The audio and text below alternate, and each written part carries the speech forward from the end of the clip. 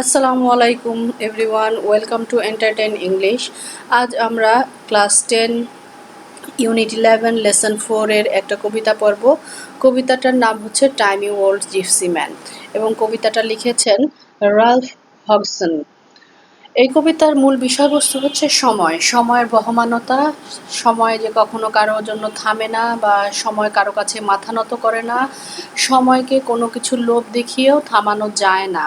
এটাই হচ্ছে এই কবিতার মূল বিষয়বস্তু। তো আসো আমরা একটু কবিতাটা পড়ি। কবিতাতে দেখো এখানে বলা হচ্ছে, time you old gypsy man, will you not stay, put up your caravan just for a day. তো time you old gypsy man, সময় তুমি বৃদ্ধ যাযাবর, উইল ইউ নট স্টে, তুমি কি থামবে না, put up your caravan just for a day, তুমি কি তোমার কাফেলা একটা দিনের জন্য থামাবে না, all things I will give you, will you be my guest, আমি তোমাকে সমস্ত কিছু দেব, তুমি কি আমার অতিথি হবে, bells from for your jennet, of silver the best.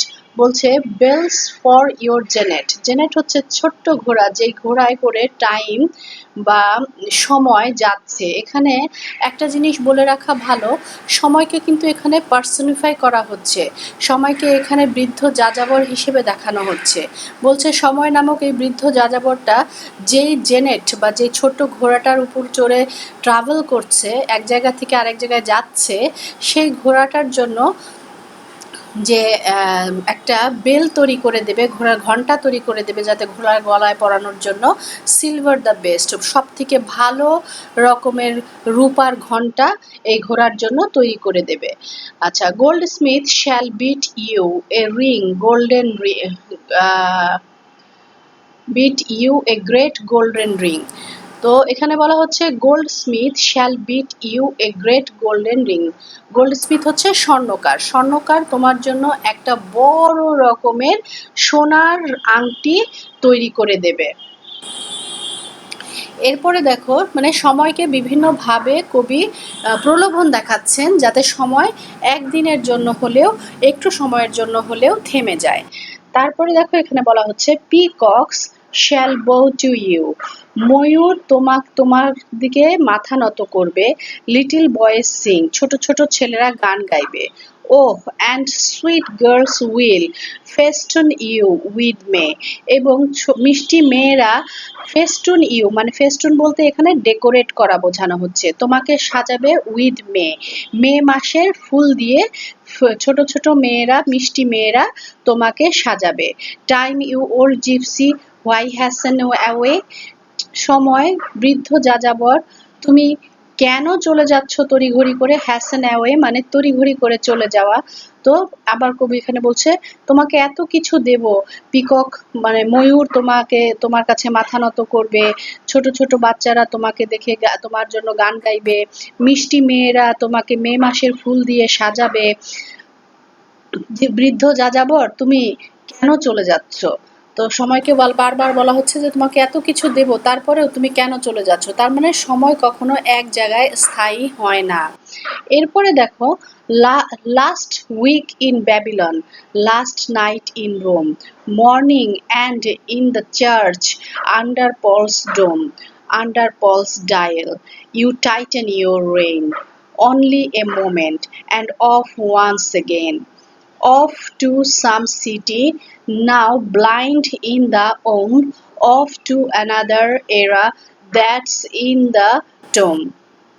এটা আমরা একটু বুঝে নেই এই স্ট্যান্ডাটা।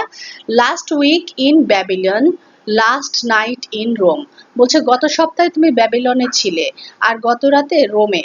এর মানে হচ্ছে সময় বিভিন্ন সভ্যতাকে পার করে এসেছে, সে ব্যাবিলনের সভ্যতাটাকে পার করে এসেছে, এরপরে সে রোমের সভ্যতাটাকে পার করে এসেছে।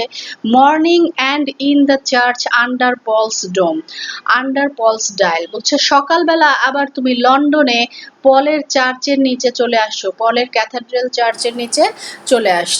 You tighten your rein, only a moment, তুমি তোমার লাগামটাকে ধরো শুধু একটা মোমেন্টের জন্য বা একটা মুহূর্তের জন্য, অ্যান্ড অফ ওয়ান সেকেন্ড, এবং তারপরে আবার চলে যেও অফ টু সাম সিটি, অন্য কোনো শহরে। নাও ব্লাইন্ড ইন দ্য ওম, মানে তুমি অতীতে অনেক সভ্যতাকে পার করে এসেছো, এখন তুমি লন্ডনের পথ পল পলের চার্চের নিচে চলে এসেছো। এখান থেকে তুমি আবার রওনা হয়ে যাচ্ছ অন্য কোনো শহরের দিকে, যেই শহর ফিউচার সময়ের দিকে চলে যাচ্ছ, যেই সময়টা এখনো আননোন।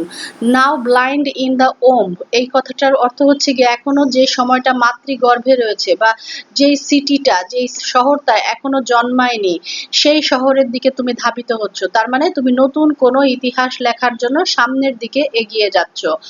অফ টু অ্যানাদার এরা দ্যাটস ইন দ্য টোম, অথবা এমন কোনো সময়ের দিকে যাচ্ছ যেটা মৃত্যুর দিকে যায়। টোম হচ্ছে গিয়া কবরস্থান বা grave.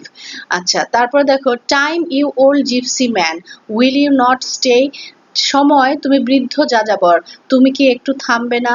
Put up your caravan just for a day, তোমার কাফেলা তুমি কি একদিনের জন্য থামাবে না? প্রথম স্ট্যান্জাটা আবার শেষে দেখো রিপিট করা হয়েছে। এই রিপিটেশনের মানে হচ্ছে সময়ের কাছে কবির আকুতিটা অনেক বেশি জোরালো, আর সময় না থেমে থাকাটাও অনেক বেশি সত্য। সময় যে চিরবহমান, এটাই এটার প্রমাণ, যে বারবার একইভাবে রিকোয়েস্ট করার পরেও, একইভাবে অনুরোধ করার পরেও তার সময় কিন্তু থেমে থাকছে না। তার মানে সময় কারোর জন্য অপেক্ষা করে না। তাহলে আজকে আমাদের এই কবিতাটা এখানে শেষ হলো। আমরা অন্য আরেকটা ক্লাসে এই কবিতার সম্ভাব্য কিছু প্রশ্ন নিয়ে আলোচনা করব, প্রশ্ন এবং তার উত্তর নিয়ে আলোচনা করব। আর সে পর্যন্ত আল্লাহ হাফেজ, সবাই ভালো থাকবে। আশা করি আমাদের পরবর্তী ভিডিওটা সবাই দেখবে এবং তোমাদের প্রশ্ন উত্তরগুলো একটু সলভ করে নেবে। তো আল্লাহ হাফেজ, সবাইকে ধন্যবাদ।